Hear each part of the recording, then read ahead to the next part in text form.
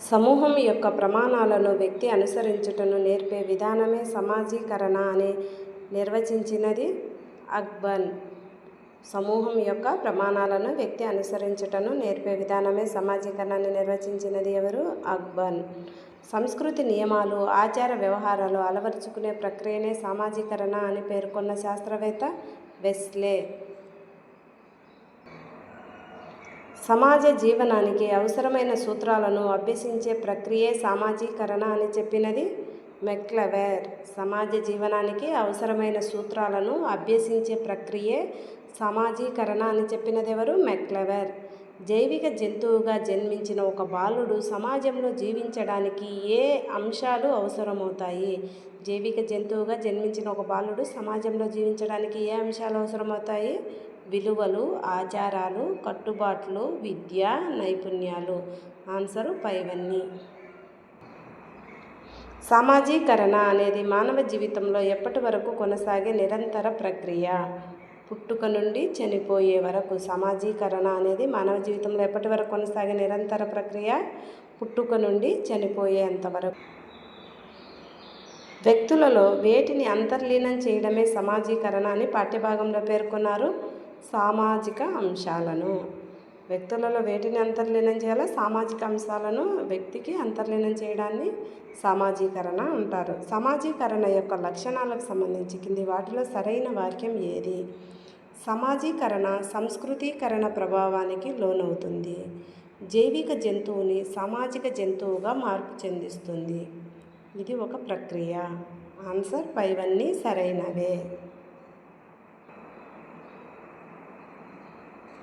పర్సనాలిటీని రూపొందించే ప్రక్రియ ఏమంటారు? సామాజీకరణ. పర్సనాలిటీని రూపొందించే ప్రక్రియను ఏమంటారు? సామాజీకరణ. సమాజంలో మనిషిని పూర్తి స్థాయి సభ్యుడిగా తయారు చేసే ప్రక్రియ సామాజీకరణ. సమాజంలో మనిషిని పూర్తి స్థాయి సభ్యుడిగా తయారు చేసే ప్రక్రియ ఏది? సోషలైజేషన్ను కింది వాటిలో ఏ పేరుతో పిలుస్తారు? సంస్కృతి ప్రసరణ. సోషలైజేషన్ను కింది వాటిలో ఏ పేరుతో పిలుస్తారు? సంస్కృతి ప్రసరణ. ఒక తరం నుంచి మరొక తరానికి సంస్కృతి ఏ ప్రక్రియ ద్వారా అందజేయబడుతుంది? సామాజీకరణ. ఒక తరం నుంచి మరొక తరానికి సంస్కృతి ఏ ప్రక్రియ ద్వారా అందజేయబడుతుంది?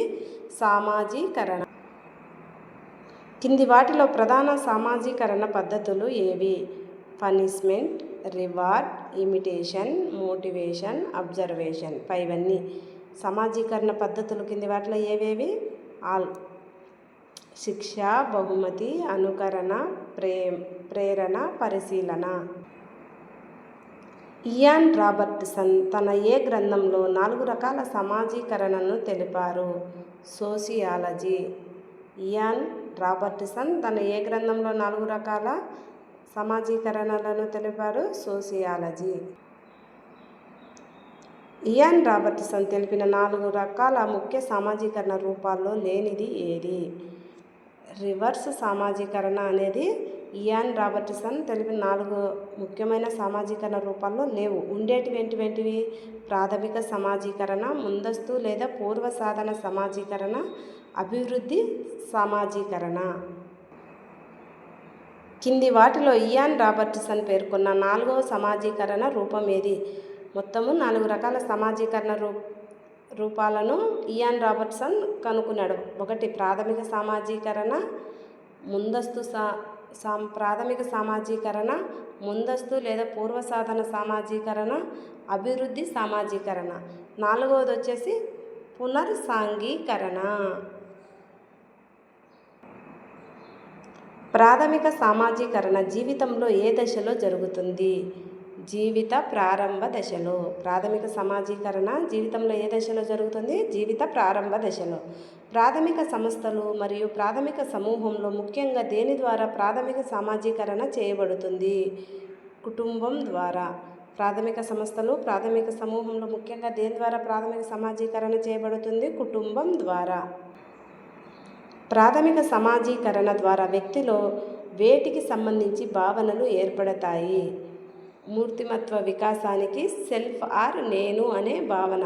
ప్రాథమిక సమాజీకరణ ద్వారా వ్యక్తిలో వేటికి సంబంధించిన భావనలు ఏర్పడతాయి? మూర్తిమత్వ వికాసాన్ని, అంటే పర్సనాలిటీ డెవలప్మెంటు. సెల్ఫ్ ఆర్ నేను అనే భావన రెండు సరైనవే. ఏ దశలో ఏది తప్పు, ఏది ఒప్పు, ఏది చేయదగింది, ఏది చేయకూడనిది లాంటి విషయాలు తెలుస్తాయి? ప్రాథమిక సమాజీకరణ దశలో తెలుస్తాయి. తప్పు, ఒప్పు, చేయాల్సినవి, చేయకూడనివి అన్న విషయాలు దేని ద్వారా ఏ దశలో తెలుస్తాయి? ప్రాథమిక సమాజీకరణ దశలో.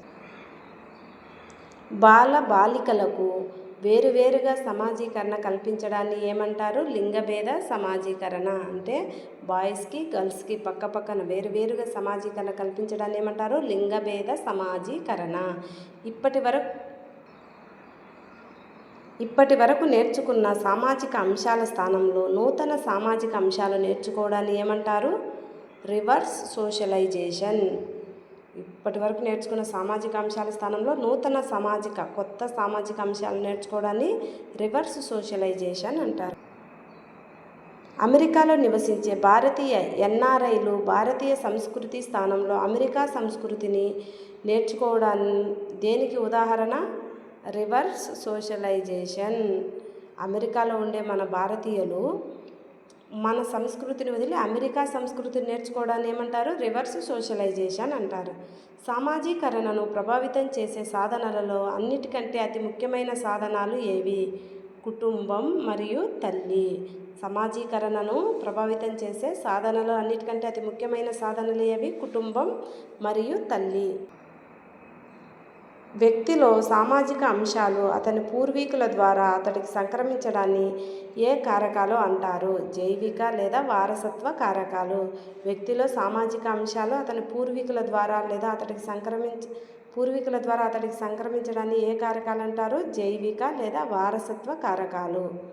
సామాజీకరణ సాధనలు ప్రధానంగా ఎన్ని రకాలు? 2 రకాలు. అవి ఏంటివి?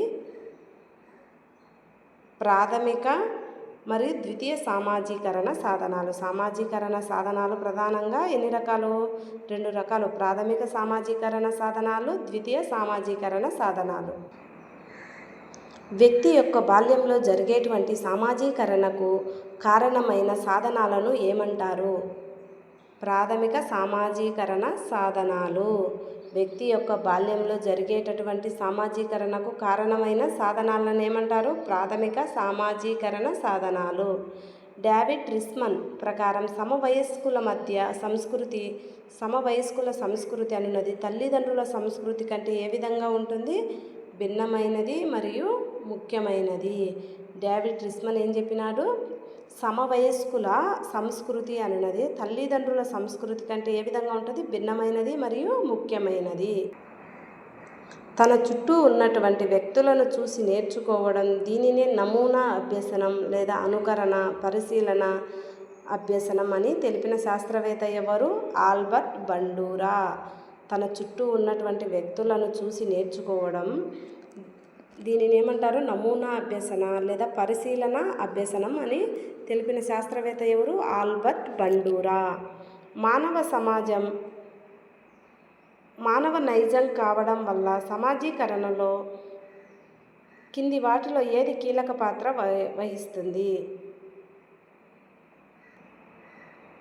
మానవ నైజం కావడం వల్ల సమాజీకరణలో కింది వాటిలో ఏది కీలక పాత్ర వహిస్తుంది? అనుకరణ.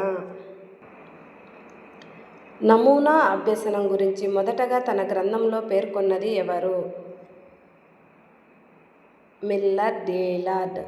నమూనా అభ్యసనం గురించి మొదటగా తన గ్రంథంలో పేర్కొన్నది ఎవరు? మిల్లర్ డీలార్డ్.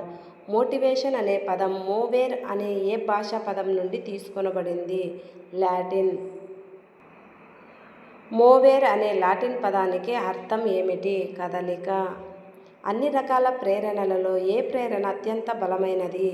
అంతర్గత ప్రేరణ.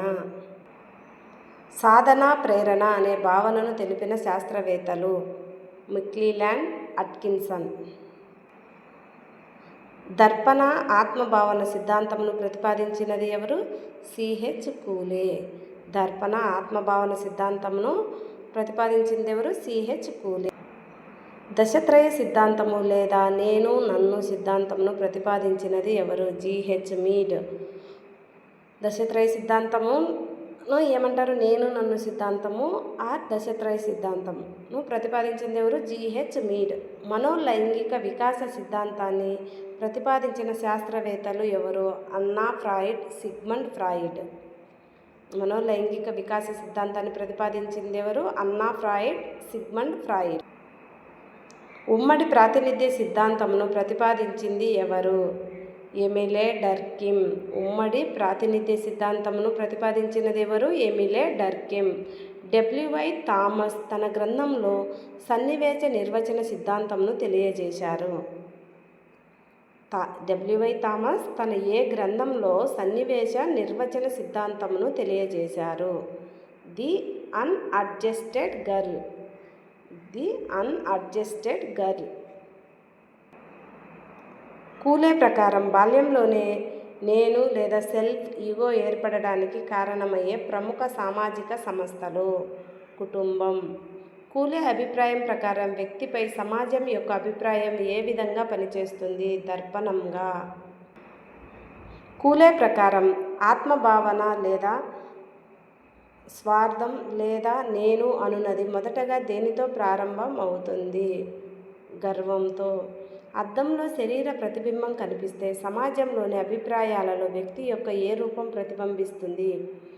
ఆత్మరూపం. కూలే తన ఆత్మదర్శనాన్ని 3 రకాలుగా ఏ గ్రంథంలో పేర్కొన్నారు? Human nature and social order. Human nature and social order. Cooley తన ఆత్మదర్శనాన్ని 3 రకాలుగా ఏ గ్రంథంలో పేర్కొన్నాడు? Human nature and social order. Cooley ప్రకారం ఆత్మ మరియు సమాజాలు ఏ విధంగా ఉంటాయని పేర్కొన్నారు? కవల పిల్లలలాగా.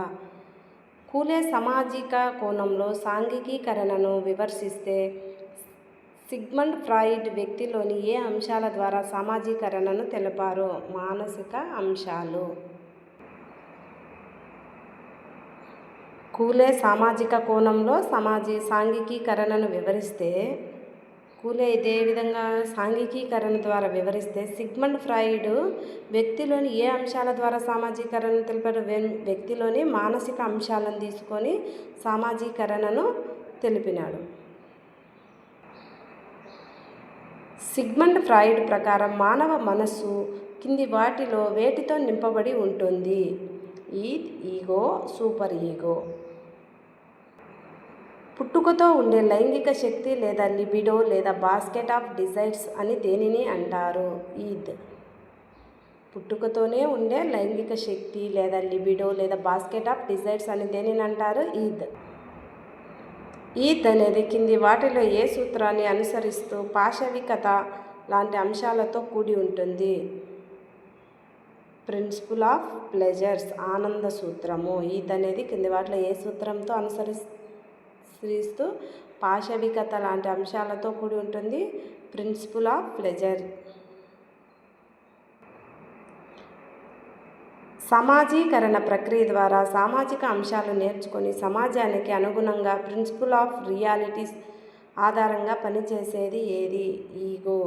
సమాజీకరణ ప్రక్రియ ద్వారా సామాజిక అంశాలు నేర్చుకొని సమాజానికి అనుగుణంగా ప్రిన్సిపుల్ ఆఫ్ రియాలిటీ ఆధారంగా పనిచేసేది ఏది? ఈగో. అత్యున్నత విలువలను పాటిస్తూ నీతి, నిజాయితీ, నైతికత, ఆధ్యాత్మికత లాంటి అంశాలతో కూడి ప్రిన్సిపుల్ ఆఫ్ మొరాలిటీ ఆధారంగా పనిచేసేది సూపర్ ఈగో. అత్యున్నత విలువలను పాటిస్తూ నీతి, నిజాయితీ, నైతికత, ఆధ్యాత్మికత లాంటి అంశాలతో కూడి ప్రిన్సిపుల్ ఆఫ్ మొరాలిటీ ఆధారంగా పనిచేసేది సూపర్ ఈగో. వ్యక్తి సమాజానికి నచ్చని తన ప్రవర్తనను అణిచివేయడాన్ని ఏమంటారు? రిప్రెషన్, దమనం. మనోలైంగిక వికాస సిద్ధాంతాన్ని అన్నా ఫ్రూయిడ్ మరియు సిగ్మండ్ ఫ్రూయిడ్ల ప్రకారం వ్యక్తులలో ఎన్ని అభివృద్ధి దశలు ఉంటాయి? 5 దశలు. మనోలైంగిక వికాస సిద్ధాంతాన్ని అన్నా ఫ్రూయిడ్ మరియు సిగ్మండ్ ఫ్రూయిడ్ల ప్రకారం వ్యక్తులలో ఎన్ని అభివృద్ధి దశలు ఉంటాయి? మనోలైంగిక అభివృద్ధి దశలు ఎన్ని ఉంటాయి? 5 దశలు.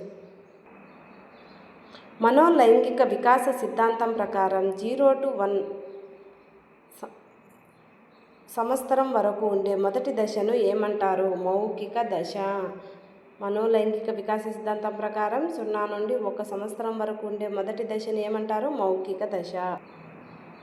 మనోలైంగిక వికాస సిద్ధాంతంలో ఏ దశలో టాయిలెట్ ట్రైనింగ్ జరుగుతుంది? మనోలైంగిక వికాస సిద్ధాంతంలో ఏ దశలో టాయిలెట్ ట్రైనింగ్ జరుగుతుంది? యానల్ స్టేజ్, ఆసన దశ.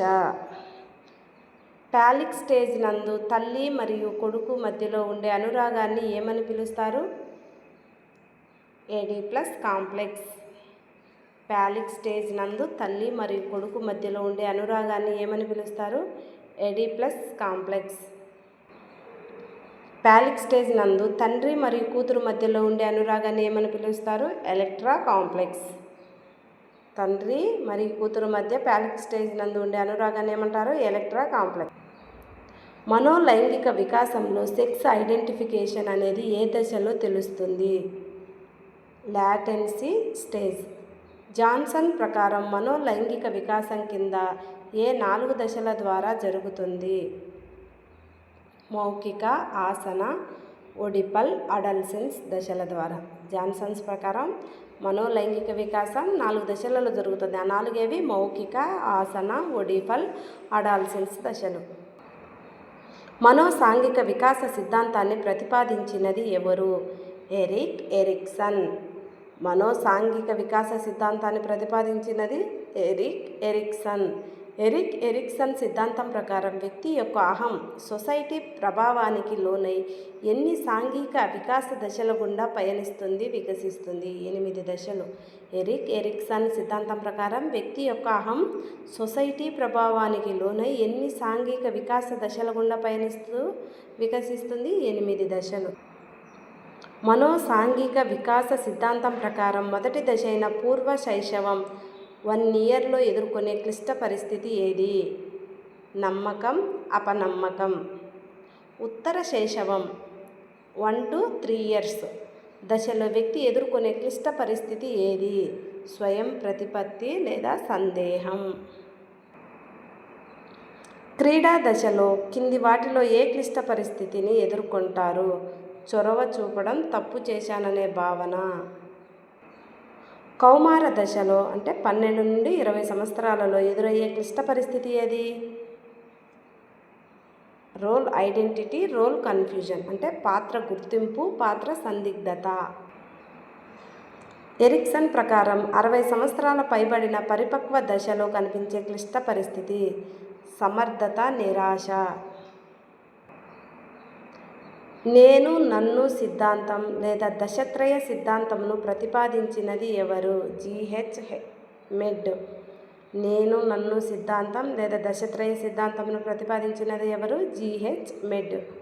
ఆత్మ అనున్నది నన్ను మరియు నేను మాట్లాడుకోవడమే అని పేర్కొంటూ దీనిని ఏమని పిలిచారు?